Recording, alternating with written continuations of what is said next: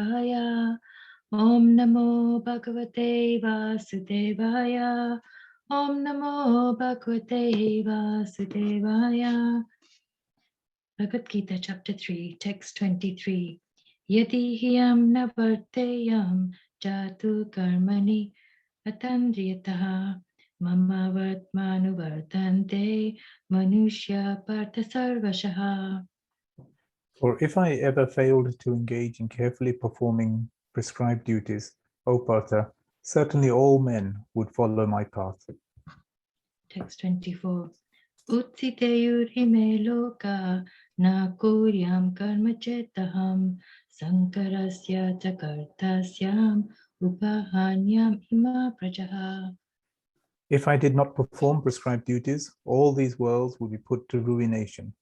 I would be the cause of creating unwanted population, and I would thereby destroy the peace of all living beings. Text 25. Sakta karmani havitvam yatha kurvanti bharata kuryat vidams tata saktash chikirsu lokasangraham.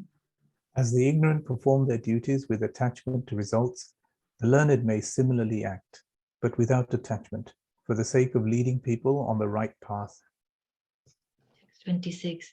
Na buddhi vedam janayet agnanam karma sanginam joshayet sarva karmani vedvan yukta samacharan.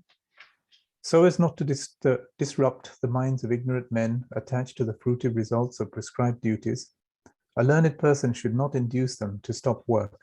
Rather, by working in the spirit of devotion, he should engage them in all sorts of activities for the gradual development of Krishna consciousness. Text 27. Prakrite kriyamanani gune karmani sarvashaha ahankara vimuttatma kartaha miti manyate. The spirit soul, bewildered by the influence of false ego, thinks himself the doer of activities that are in actuality carried out by the three modes of material nature. Text 28. Tattva vittu mahabaho guna karma vipakoyoho guna guneshu vartanta iti matva na sachate. One who is in knowledge of the absolute truth, O mighty armed, does not engage himself in the senses and sense gratification, knowing well the differences between work in devotion and work for fruitive activities. Text 29.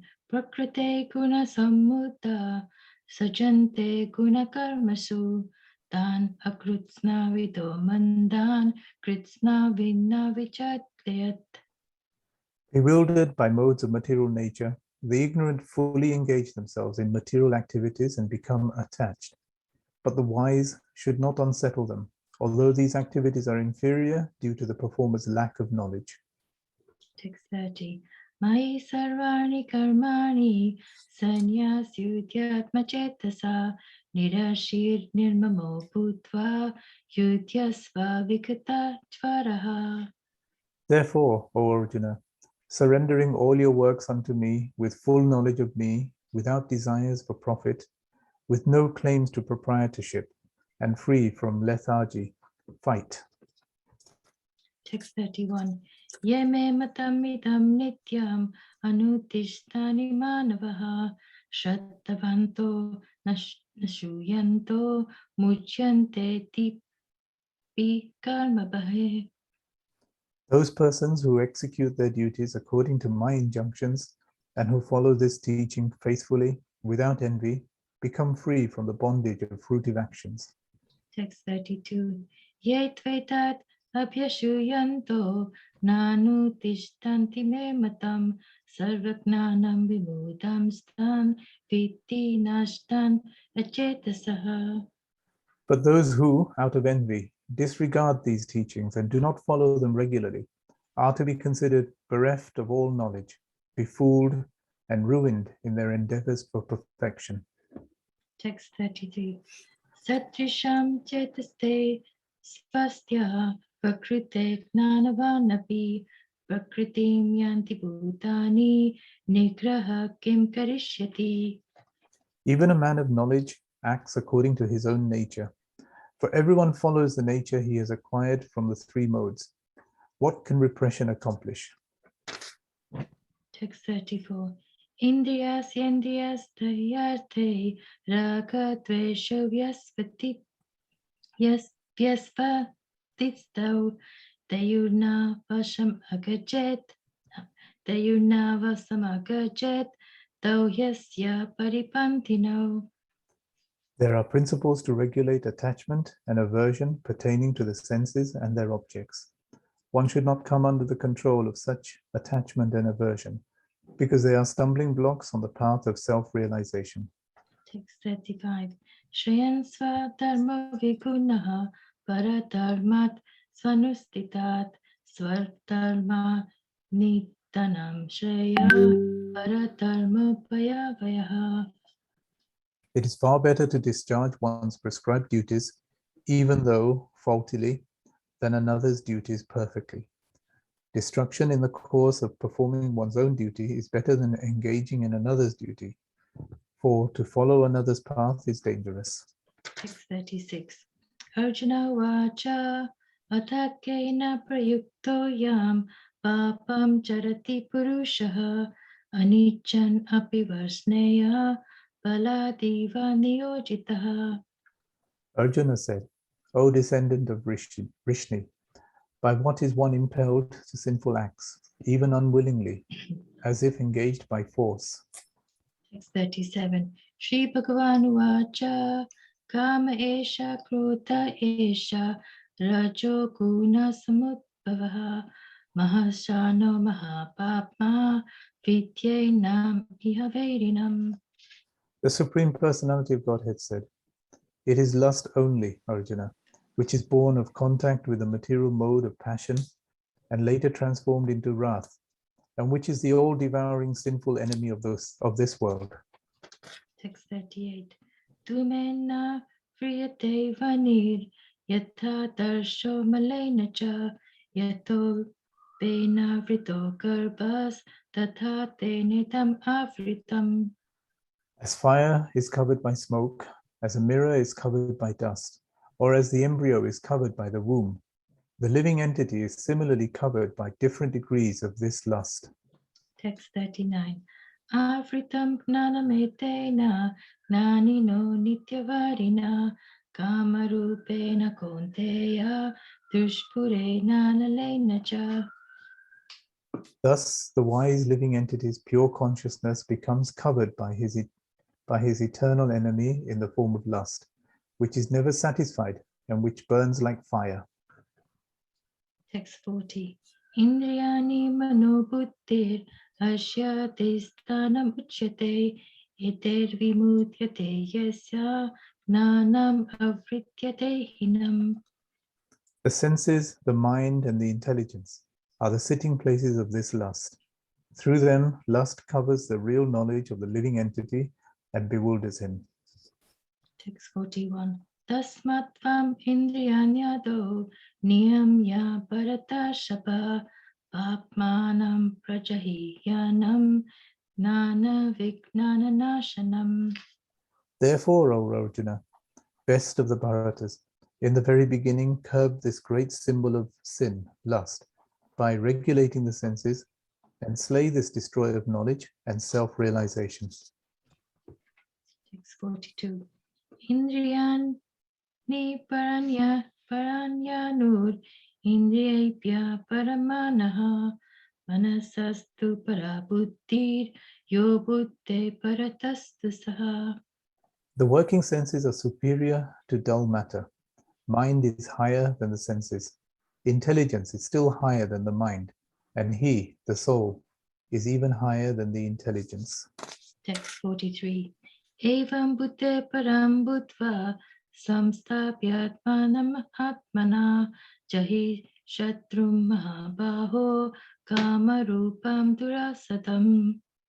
Thus, knowing oneself to be transcendental to the material senses, mind, and intelligence, O mighty armed Arjuna, one should steady the mind by deliberate spiritual intelligence, Krishna consciousness, and thus, by spiritual strength, conquer this insatiable enemy known as lust. Thus end the Bhaktivedanta purports to the 3rd chapter of the Srimad Bhagavad Gita in the matter of Karma Yoga, for the discharge of one's prescribed duty in Krishna consciousness. Om Tat Sat. That's Sat. Hare Krishna. Thank you very much, Jai Shri Mataji and Pramod Prabhu. Wonderful recitation. So, just get the verse back on board. So welcome, dear devotees. We finally arrived at the end of chapter 3. Very relevant and enlightening chapter, very practical chapter. So we shall read today text number 43. But while I'm doing that, I'd just like each of y'all, if you have a piece of paper and a pen in front of y'all, to write on that piece of paper maybe just 3 words or 3 statements from this chapter that really you feel has helped you in your Krishna consciousness. You feel that, really sunk into your consciousness. And then later on, we can maybe ask different devotees to share. It's such an important chapter. So just take some time if you have a piece of paper and a pen and just write down. You can write 3 words, that encapsulate, 3 separate words encapsulate different key teachings or lessons you have learned from this chapter. Or 3 sentences, whatever you like and feel you like to do. So before we start, let us recite the Mangala Charanam prayers. You can also recite behind muted mics. Om Jnana Timirandasya Gyananjana Shalakaya Chakshur Unmilitam Jena Tasmai Shri Gurave Namaha Sri Chaitanya Manobishtam Stapitam Jena Bhutale Swayam Rupa Kadamayam Dadati Swapadantikam Vandeham Sri Guru Shri Yata Padakamalam Shri Guru Vaishnavamscha Shri Rupam Sagrajatam Sahagana Raghunatham Vitam Tam Sajivam Sadvaitam Savadutan Parijana Sahitam Krishna Chaitanya Devam Shri Radha Krishna Padan Sahagana Lalita Shri Vishakam Vitamscha He Krishna Karuna Sindhu Dinabandhu Jagatpate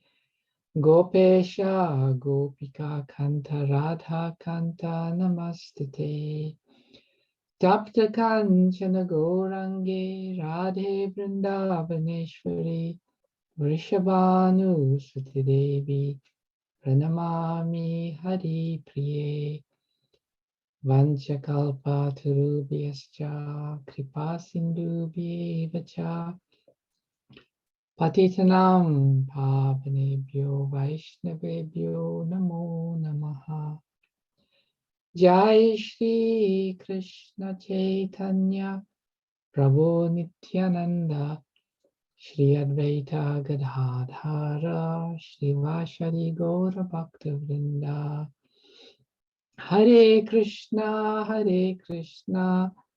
Krishna Krishna Hare Hare Hare Rama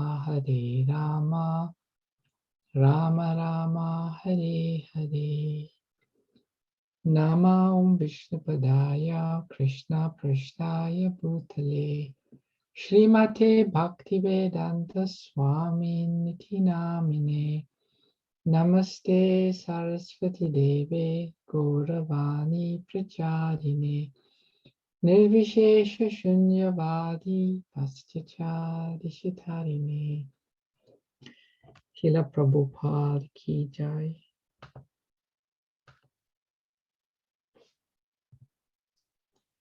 Evam Buddhe Param Buddhva Samstabhyatmanam Atmana Jayatu Mahabaho Kama Rupam Durashadam.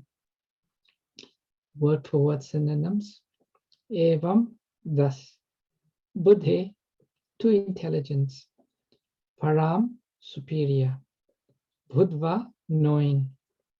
Samstabhya, by studying. Atmanam, the mind. Atmana, by deliberate intelligence. Jahi, conquer. Shatrum, the enemy.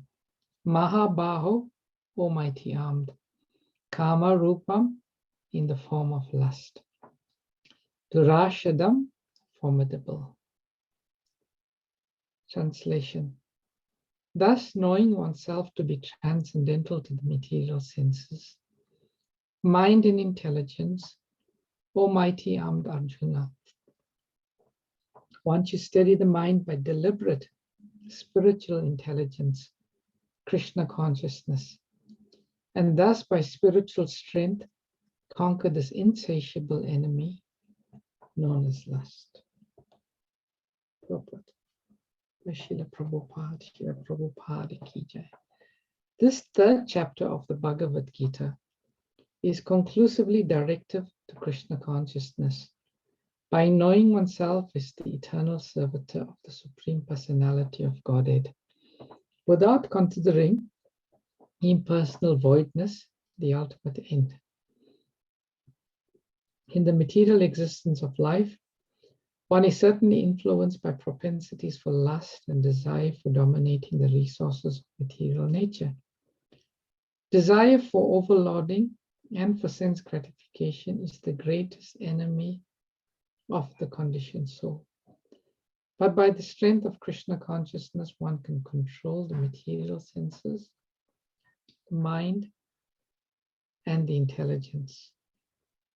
One may not give up work and prescribed duties all of a sudden, but by gradually developing Krishna consciousness, one can be situated in a transcendental position without being influenced by the material senses and the mind, by steady intelligence directed towards one's pure identity.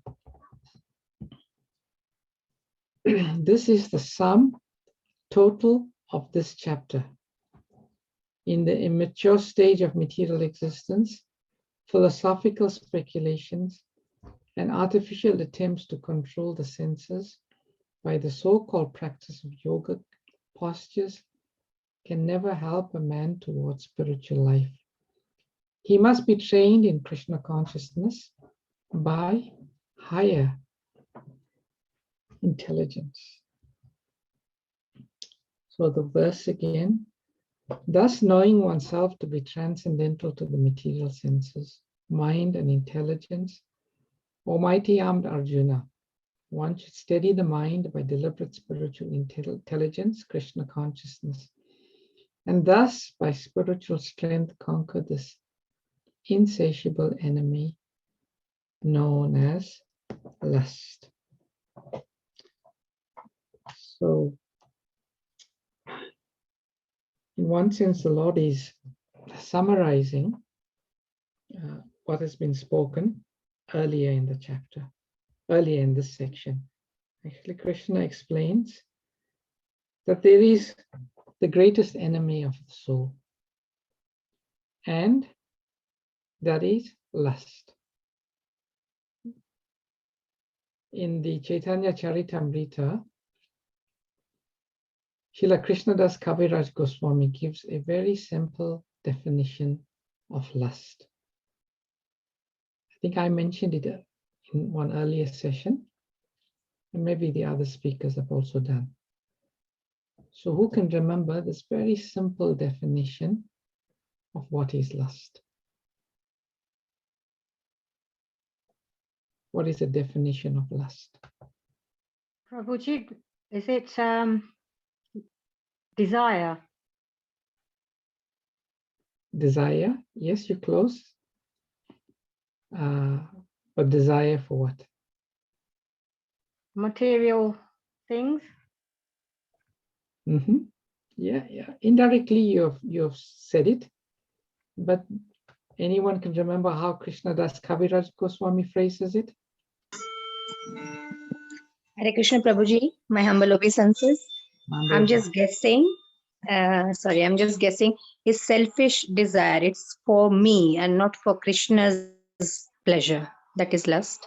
So Yes. if I want something, it's for me, for myself, not for Krishna's pleasure. Yeah, correct. Krishnandi Mataji, you unmuted yourself. Did you want to say something too? Going to the same thing what Mataji said. Okay. Yeah. So Srila Krishna Das Kaviraj Goswami says in Chaitanya Charitamrita, love means wanting to serve Krishna's senses. Lust means wanting to serve our own senses. That's a very simple definition of lust. Srila Krishna Das Kaviraj Goswami. But that's in one sense, it's the sum and substance. And that's what binds us to this material world. This desire to want to control, to want to serve our senses, and to neglect serving Krishna's senses. So in this verse, the Lord is saying how we, or in the series of verses, how we can overcome this lust. And in explaining the process by which we overcome the lust, Krishna has explained the hierarchy. First, we have matter. And what is higher than matter?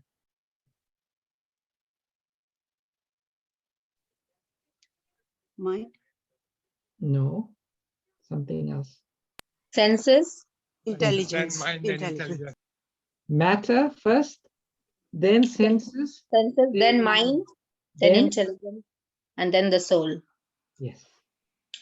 So that's what we have. And yesterday, Shyam Hari Prabhu, he had a beautiful diagram there with the chariot and so on. So there is matter. Higher than matter is the senses. Then there's the mind. And then there's the intelligence. And then there's the soul. But the unfortunate soul means us. For millions of lifetimes,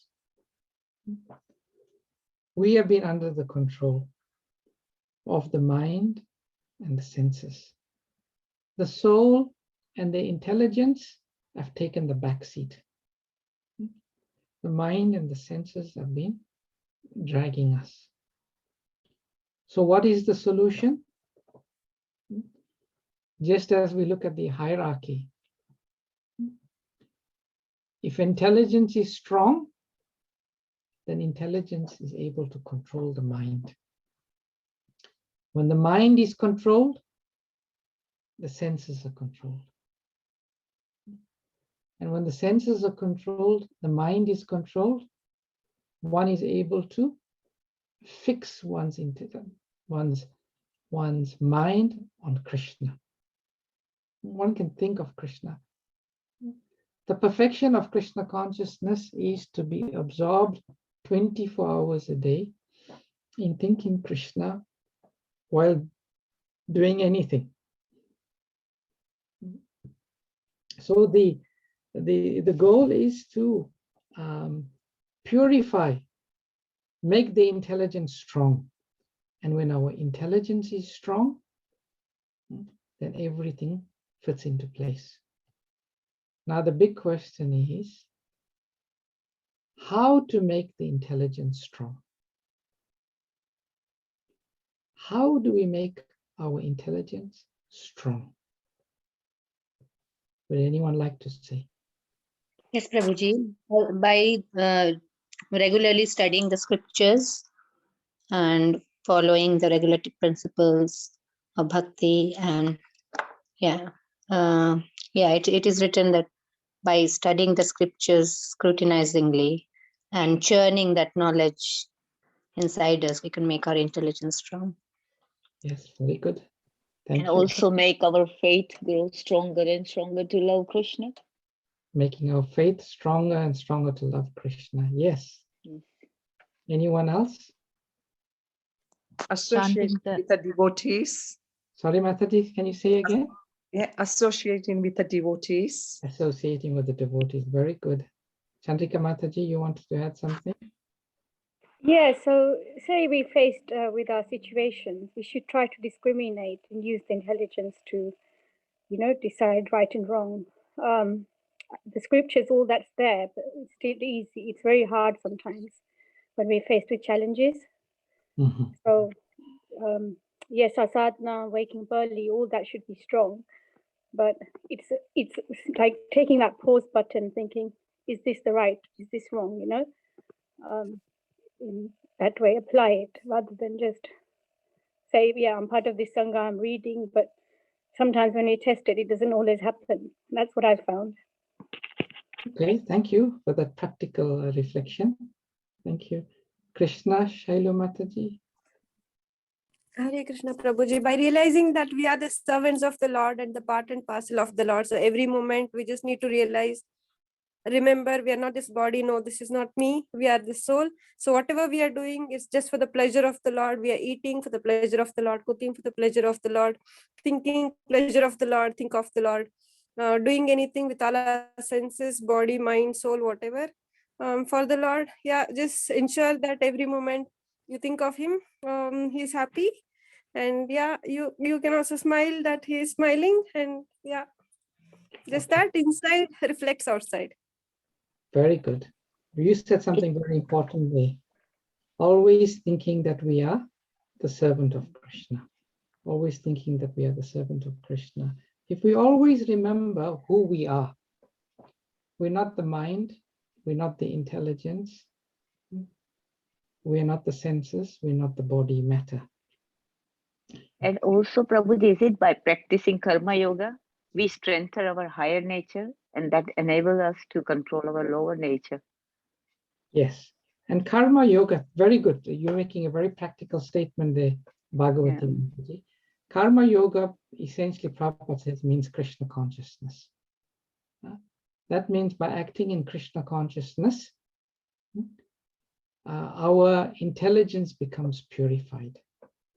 And acting in Krishna consciousness means every stage remembering, I am servant of Krishna. I am servant of Krishna. I am not this body. I'm not this mind. I am not the senses. Recently, I was reading, there's a very famous book at the moment. It's called The Now Habit. It's a bestseller. It's written actually by a Buddhist monk. And recently, I just picked up the book and I opened it. And I was quite intrigued because they're talking about how to conquer the mind. How to conquer the mind. And this author, he writes, the way to control the mind is to step away from the mind and to consider that we are the third person. Like, we are the third person, meaning we are more watching how the mind is functioning. And then thinking, I am not this mind. The mind is something beyond me, separate from me. But unfortunately, I was thinking these authors, they do not know who this third person is. And therefore, Krishna consciousness is such a powerful process. For us, seeing that we are the third person and looking at the mind, looking how the intelligence is functioning and everything that's going on in the body, are we reacting? For us, for a devotee, that is far easier because we know I am the Atma. I am the soul within the body. And what is the nature of myself as the soul? I am eternal servant of Krishna. And if we can always keep this knowledge that I am the eternal servant of Krishna, and everything that's happening in the body and the mind, we can always remain detached from it. So this is a very, very powerful knowledge. And when I was reading this famous author, I'm thinking he's giving this knowledge, to some respects, he's understood what Bhagavad Gita is saying, but still it falls distinctively short from taking that reader to a higher level. I want to read a little extract for you all from a lecture that Srila Prabhupada gave. And he explains here this, what we're talking about in this section of the Bhagavad Gita. So Vishnu Jan, one of Prabhupada's disciples, says, then all our faculties of perception will be purified by adopting this Krishna consciousness, and we can understand. Yes, Krishna consciousness means purification of all faculties, because the faculties work on the basis of consciousness. What Prabhupada is saying is, all the faculties of the senses, they're only working because there's consciousness, the soul in the body. If there's no soul, none of the senses would work. They'll just be inert, dead. So Prabhupada is saying, because the faculties work on the basis of consciousness.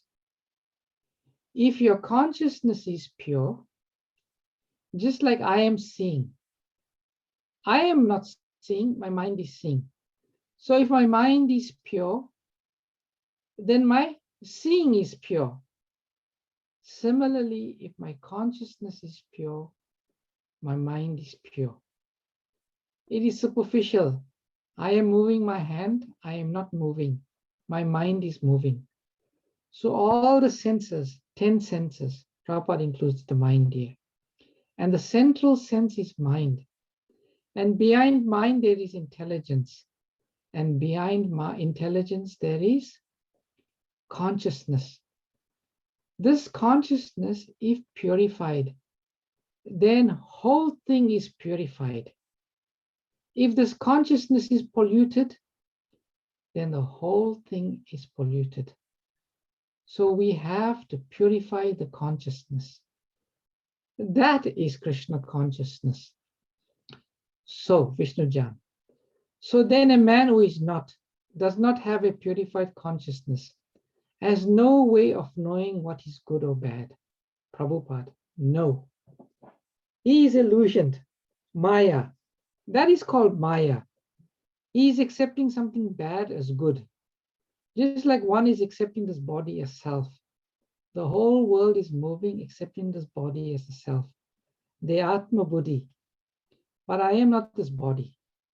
That's a fact. So it's illusion. So dear devotees, the whole solution is to purify our consciousness. Consciousness is the symptom of the soul. Now, after being associated with matter for so long, our consciousness is polluted. All we have to do is purify that consciousness. And the best way to purify the consciousness is Krishna consciousness. And the most potent, important aspect of Krishna consciousness is Shravanam, hearing. By hearing. There's another extract I've written here. Prabhupada is saying, the most important aspect of our preaching is kirtan. Induce the people to chant. That is the only thing. Then everything else will follow. The goal is to make devotees, and books both are required. Distributing the books will make devotees. To make a devotee means to make someone purified. Reading the books will purify the intelligence. A purified heart and mind means Krishna consciousness. So Prabhupada is breaking down the process very nicely in the statement. that the goal is to make devotees, bring everyone back to the original consciousness. And how do we do that? We help ourselves and them purify our consciousness. And how do we purify our consciousness? Through kirtan. And one aspect of kirtan is to read, and is by reading we purify the consciousness and then the intelligence. And this is what's happening to all of us when we come to this chat session. Gradually, our consciousness is becoming purified. As we practice Krishna consciousness, our consciousness becomes purified. When consciousness is purified, intelligence is purified. In intelligence is purified, intelligence is strong, mind is controlled. Mind is controlled, senses are controlled. And then we overcome this enemy called lust. So in one sense, the whole process is quite simple. It's quite simple. But Prabhupada says it takes training. And Prabhupada says he must be trained in Krishna consciousness by higher intelligence. So we have to, Krishna consciousness in one sense, it's a training process. We become trained by the Guru, by the Vaishnavas, by the Shastras. And as we become more trained in purifying our consciousness as we practice, then we become more and more pure, more and more towards our original consciousness. So we'll just do a quick summary now of this chapter, now that we've concluded.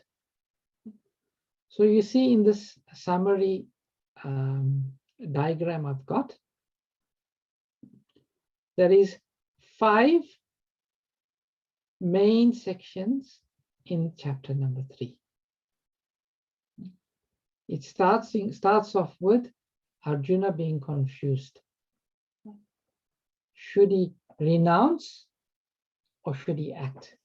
Renounce means stop all activity. And he associated buddhi with renunciation. And then Krishna starts off by explaining Nishkam Karma Yoga is better for Arjuna than Jnana Yoga. Jnana Yoga means renunciation, because that's the essence of Jnana Yoga. You take sannyasi, you leave everything. And then Krishna tells Arjuna, for you, Nishkam Karma Yoga is better, meaning acting in Krishna consciousness. And why is it better? And Krishna talks there in these verses about a pretender. Someone who renounces, but inside they are full of desires, they're still influenced by the modes. That renunciation is simply external and it's troublesome. Then Krishna spoke about from verses 10 to 16, from karma kanda to karma yoga. And the Lord speaks about sacrifices. How by the performance of sacrifice, there is cooperation between the men and demigods. But the ultimate purpose of sacrifice is purification. And Krishna gives one very relevant example of sacrifice. All of us have to eat. Everyone has to eat. And Krishna says those who eat for their own gratification, then they become implicated in sin. And those who eat or offer their food first for sacrifice, they become freed from all sin. And then we spoke about the cycle of sacrifice. We had a diagram. I'm not sure if any of you all can remember about how the whole cycle of sacrifice works. We have the Vedas. The Vedas prescribe, have prescribed actions. Prescribed actions means performing sacrifice. When one performs sacrifice, there is rain. From rain comes food grain. When there's food grain, then the living entities offer that food grain to the Lord. And that's called the cycle of sacrifice. Then from verses 17 to 35, Krishna explains about himself and then King Janak, using that even if one is self-realized, one should still act. Because Krishna is saying, people who stop acting, stop acting prematurely, they cause havoc in society. So Krishna says, therefore, great kings like Janak, and even himself, they work to set the example. To set the example so people can follow. And ultimately, the process of karma yoga is for purification. Karma yoga is just not to give up the fruits of one's actions. No, the purpose of karma yoga is to purify, is to elevate us. And then one has to add Krishna consciousness to the whole process. And then lastly, Krishna explains the whole process of lust. Because as long as lust is there, one can never rise to the platform of Nishkam Karma Yoga. Because Nishkam Karma Yoga means giving away the fruits of one's activities, becoming detached from the fruits of one's activities. And as long as there is lust in the heart, there's no question of performing Nishkam Karma Yoga. So that's the important significance of this last section, text 36 to 43. How to conquer lust, the greatest enemy. Firstly, we should understand how lust works. What is lust? And then Krishna explains, the whole process of how one gets entangled in lust. And then we'll end it up by explaining, Prabhupada says, summarizing the whole sum and substance is to engage our consciousness in Krishna consciousness. And in this way, the supreme result will be achieved. So that's a very, very quick summary of this chapter. I'd now like to turn to the different devotees who have been attending and listening. And you can write in the chat box your realizations or the 3 statements or 3 words that have come to your mind or stuck. So let's have some different devotees share now. Share what we want. Sorry, I just wanted to also say the 3 modes of material nature. As long as one is in the modes of nature, under the modes of nature, one is forced to act in a certain way. So there's no question of renunciation. But by acting in Krishna consciousness, we become free from the modes of nature. So let's see who's been writing now. Chandrika Mataji has written, think of Krishna at every moment. Yes, but that's not, as you said earlier, Chandrika Mataji, that takes takes time and it takes training. And by thinking of Krishna at every moment, our consciousness is purified. So Bhagavati Mataji wrote, the only thing to fear is forgetfulness of Krishna. Yes.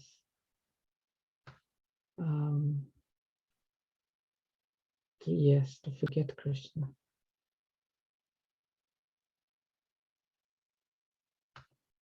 And if we can remember Krishna, then everything is perfect. So Jyoti Mataji wrote, right action is another form of worship. Would you like to clarify what you mean, Jyoti Mataji?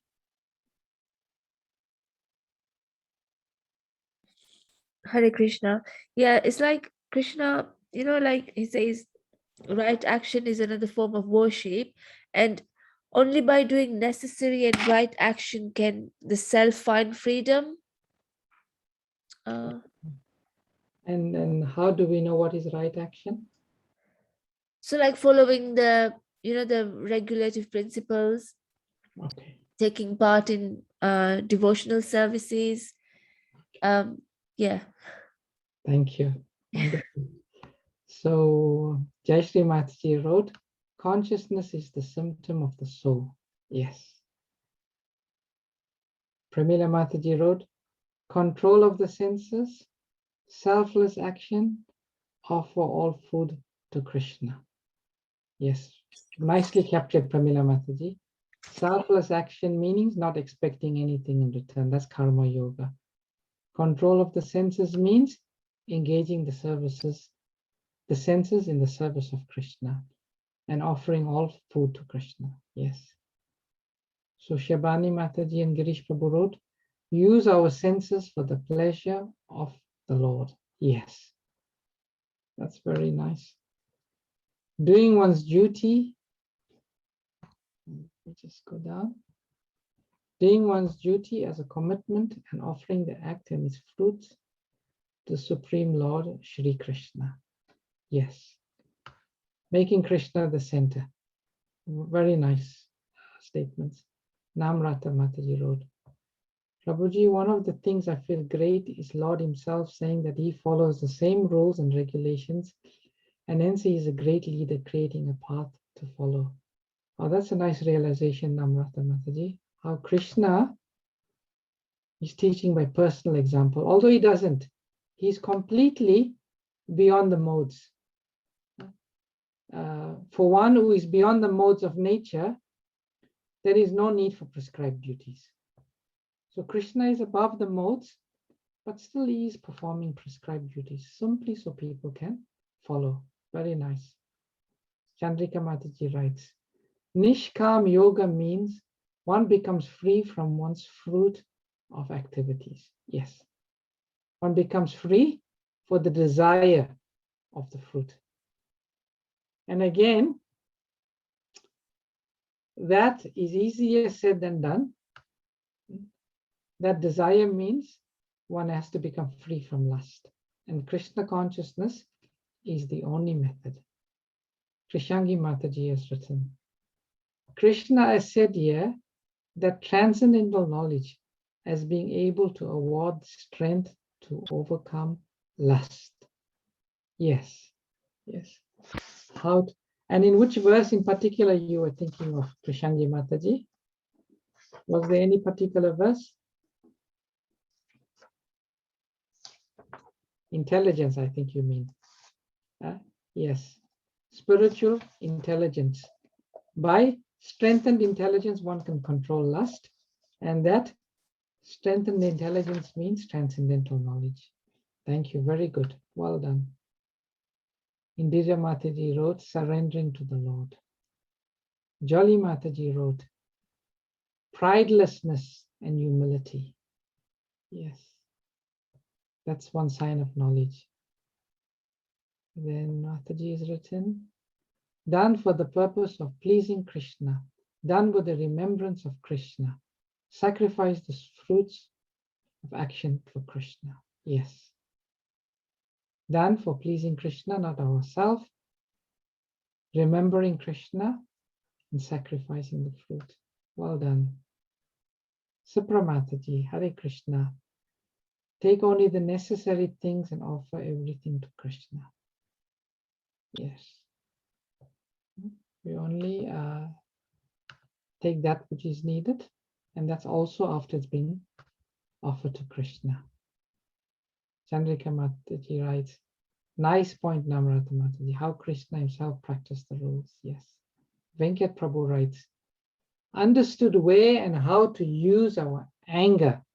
Use our anger on people's behavior who is against Krishna and his devotees. Yes, and which verse in particular, Venkat Prabhu, is that coming from?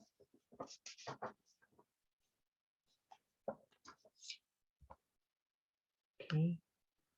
Shobhana Mataji writes, remember Krishna in our heart every moment. Hare Krishna Prabhuji, can you hear me? Yeah, I can remember. I hear you, Prabhu. Hare Krishna Prabhu, can you hear me? I can hear you, yes. Okay. I don't remember exact words, but looking all your Acharya's listenings, so I have big anger problem, but now I understand how to use it. So basically, I don't want to bring it to the controversy topic. So when I hear this kind of a Bangladesh topic, I used to feel so sad and anger. What to do? How to do? I used to create so much of envy on them. But now I understood they're in that situation. It's not their fault, but the people who are teaching them are they're losing that knowledge. So instead of hating them, we have to kind of get angry on the situation and help to how we can do the protest. Like I think I heard that the London ISKCON UK or London is organizing some protest on Saturday. So maybe participate in that, do the kirtans. So don't be like angry and thinking about that, feel sad. So that's what I understood. So as a live example, but I think it's overall those verses where it talks about the senses, we have to use it for Krishna. Like we have to use our eyes to see Krishna. We have to use our nose to smell the tulsi leaves offered to Krishna. So like that. So combination of the verses, teachings from you and other acharyas in this group. That's what I understood, Prabhuji. But I'm trying to put them into the practice. But yeah, that's the most thing I took as an outcome. Okay. Thank you. Thank you. Thank you, Prabhuji. Hare Krishna. Man Mohini Mataji has written. Let me go down. Let me go up at least. Krishna is the master and we are the servant of Krishna. Yes. Very nice, Mataji. Always, if we can keep this mentality, I am servant of Krishna. Surabhi Mataji, Hare Krishna, Pranam. I always used to think that we are soul bound to a power in the universe. In trying to find faith, I somehow or other got access to these informative sessions. For me, Krishna is a name given to faith restored. So the first practical step I can take to improving is diverting my anger towards life in constructive ways and attend more of these sessions. Very nice realization, Surabhi Mataji. Purify our intelligence. When we come here, we purify our consciousness. And then when we purify our consciousness, everything follows. Very nice realization. Thank you, Hare Krishna. Hare Krishna. Chandrika Mataji says, nice realization. So, yeah, some very nice, and you can carry on writing your realizations. And if any more wants write, I can read. The gist of this is Arjuna is thinking, I shall leave the forest, I won't fight. Krishna is telling Arjuna, not a good proposal. Not a good proposal. Because one who is under the modes of nature cannot stop work. You carry on working in Krishna consciousness, doing everything as an offering to me, you will rise above the modes of material nature. And at that stage, it doesn't matter what you do because you've become transcendental. So dear devotees, we have to become transcendental.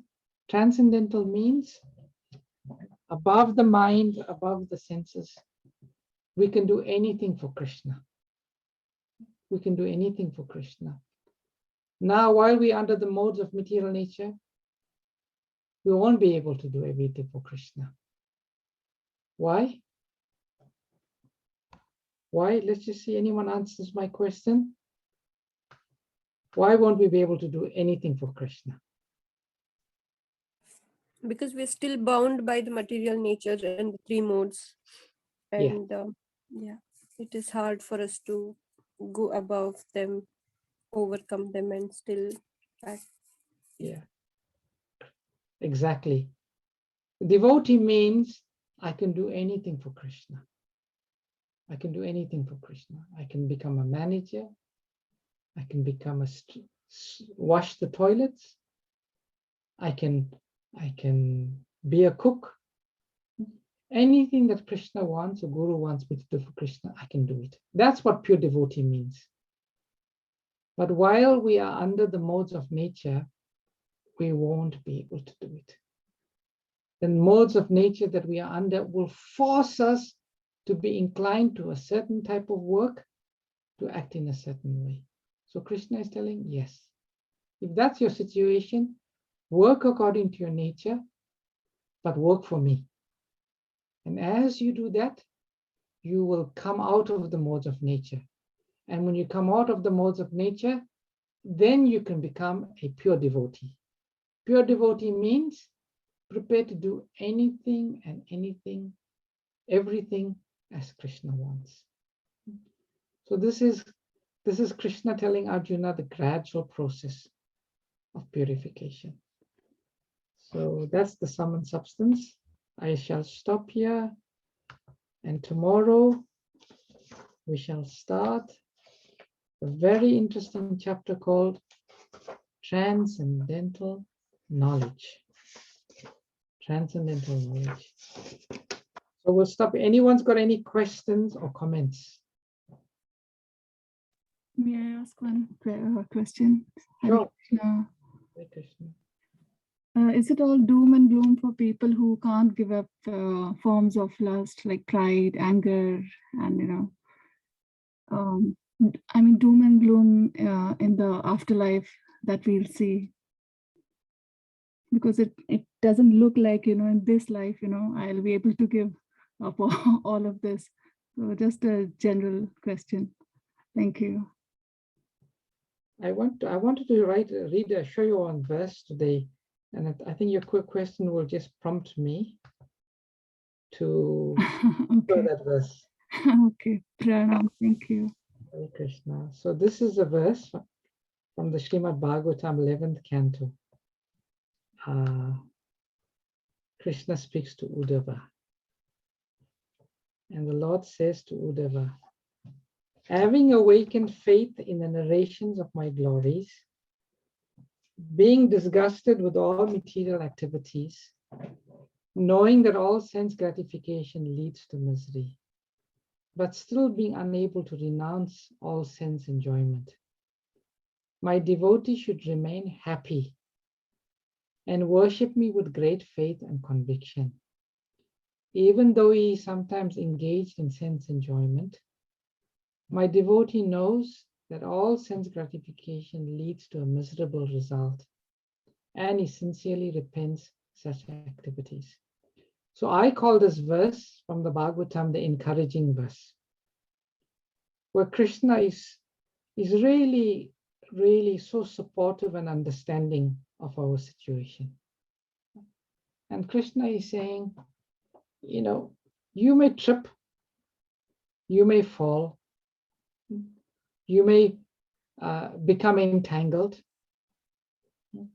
but as long as something is there in your character, and what is that something? You have developed some desire, some faith in my words, in hearing about my glories. Krishna says, you don't worry about your situation. You just be happy. And according to what you can do, you worship me with faith and conviction, and everything will be all right. So Surabhi Mataji, as if somehow or the other, some people, we can even not talk about some people, talk about ourselves. With all our failings, our frailties, and all our shortcomings, if somehow or the other, we just have this one good quality of having this desire and this attraction to hear about the Lord and his glories. There's no such thing as doom and gloom at all. There's no such thing. Thank you. It's really helpful. Thank you. Hare Krishna. Prabhuji, Hari Bol, Hare Krishna. Hare Krishna. Prabhuji, thank you so much for showing this verse. And the reason I say that, Prabhuji, was I was feeling a little bit sad today because there's been some restructure going on at work, Prabhuji, and there were some really great jobs coming up. And, you know, when people say, you know, you've got this, Namrata, you know, this job is meant for you, blah, blah, blah. So, you know, I had this false ego thinking, yep, I have got it. And I didn't get that job, Prabhuji. And then it made me sad because I didn't get the job. But it also made me sad thinking, well, if I'm into Krishna consciousness, why am I worried? Because God has a better plan for me. So this verse it just made me feel so happy, Prabhuji. So thank you so much. No, Hare Krishna. I'm glad. You Hare could read Krishna. Bhagavatam 11th canto, 20th chapter, verses 27 to 28. Thank you, Prabhuji. Hare Krishna. Any other questions? Hare Krishna, Prabhuji. Hare Krishna. I just wanted to ask a related question. Mhm. It's written that having been disgusted by material existence, is it the same as but then it says in other verses attachment and aversion both are not good, so isn't aversion being disgusted with material existence? I when I read this verse, I didn't necessarily take it to mean aversion. It is just seeing reality. You know, there's sort of the neutral ground, and there's the spectrum. The one side of the spectrum is aversion, and the other side of the spectrum is attachment. And for me, reality is in the middle, seeing reality. So when one sees material life for what it really is, it's not necessarily aversion.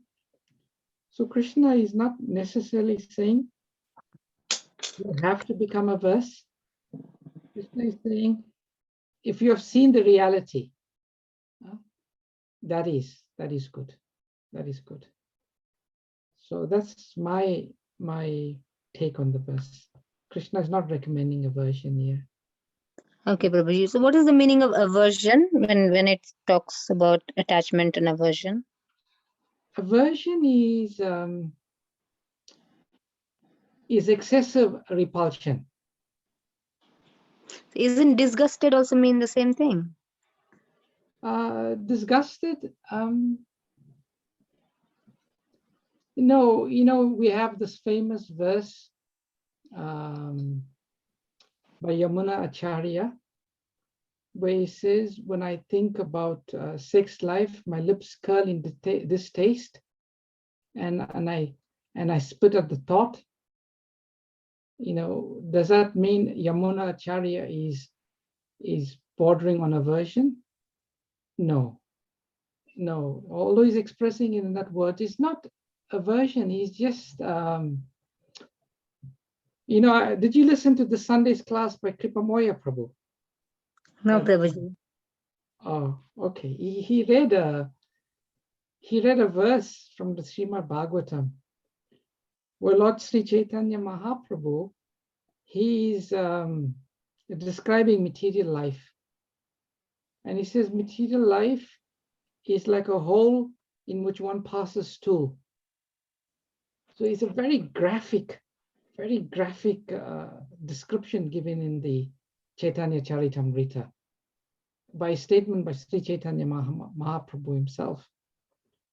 And certainly Mahaprabhu has always taught neither aversion or attachment is there. But it would seem from the statements of our acharyas and from the statement by Lord Sri Chaitanya Mahaprabhu himself, who is Krishna, that type of thought, being disgusted with material life, it doesn't fall, mainly because I feel it's balanced. In one sense, you've got this extreme statements about being disgusted, but it's always also balanced by the process and the consciousness of Krishna consciousness, in which one sees that everything is Krishna's energy. Anyway, it's a nice point you raise, Rupa Mataji. And Thank you, Prabhuji. I think aversion, what aversion, attachment and aversion, the word aversion means, I think, hatred. Some terrorists, like something like that, like you hate the world so much that you want to destroy the world, or you hate somebody so much that you want to destroy or murder that person. That is what aversion, I think, means then. Hare Krishna. Hare Prabhu, Krishna. sorry. Thank you. Yes. I just have an example. I don't know. I mean, I don't know if it is right or wrong, but just in my thoughts, like if someone likes gulab jamun, they like it even at the first time, and they're happy to have it again, second time, third time. But then if you keep serving them gulab jamun all throughout the day for breakfast, lunch, dinner, again next day breakfast, lunch, dinner, they might eat it for like 3-4 days, 1 week. Then after that, they don't eat it anymore. An excessive overflow of something earlier, but now we can't actually take that anymore. We are like kind of hours. I mean, we still liked it in the past. We don't eat it as such, but we are like just too much of that at the moment. That is aversion. And sorry, Mataji, what is the other thing that you said? Disgusted. Disgusted is like you show non-veg to a devotee. They're totally disgusted about that. They just don't want it at all. They hate it. I mean, like they just don't want it at all, and they never. Something like that. Oh, okay. Just in my thoughts. I may be wrong as well. That's a very, very good explanation. So what you're saying is aversion is you externally you're showing repulsion, but inside the desire is there. But disgusting is genuine. It's genuine that you understood it, the reality. That's a nice example. Thank you for that. I'll remember. All right, dear devotees, I see time is really. Hare Krishna Prabhu, sorry, I have one question. Just another quick thing.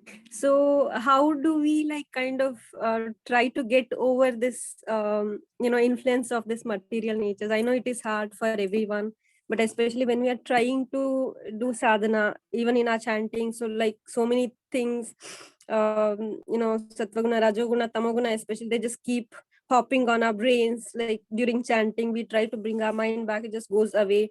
And then, I mean, in every service, in fact, in whatever we are doing, we think that, yeah, I'm being Krishna consciousness, but without our knowledge itself, our mind is somewhere else already. And we think, yeah, I'm like, yes, I'm kind of getting transcendental, but we see that we are just suddenly angry at something. Ultimately, I feel that we are so much under those things, irrespective of how much or how much you are trying to, progress yourself. So how can we work on getting better on those things?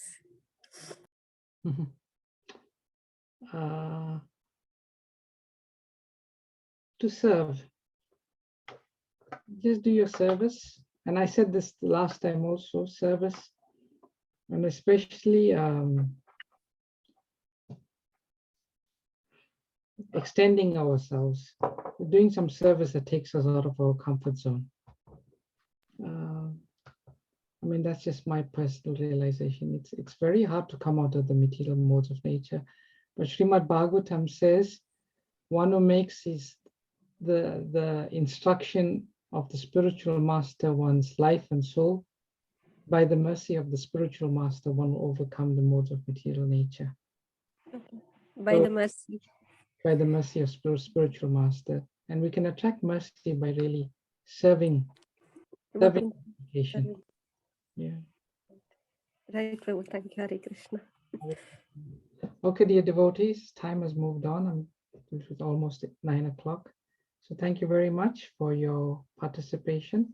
Look forward to starting session number 4, knowledge. We'll end with Vaishnava pranams. Offer our respectful obeisance to all the Vaishnava devotees of the Lord, who are just like desire trees and can fulfill the desires of everyone, for they are full of compassion for the fallen conditioned souls. Kripa sindhu eva cha patitana pavanebhyo vaishnavebhyo namo namo. Hare Krishna. Hare Krishna, Srila Prabhu. Prabhupada ki jai. Srila Prabhupada. Hare Krishna, Prabhu. Hare Hare Krishna. Krishna. Thank you.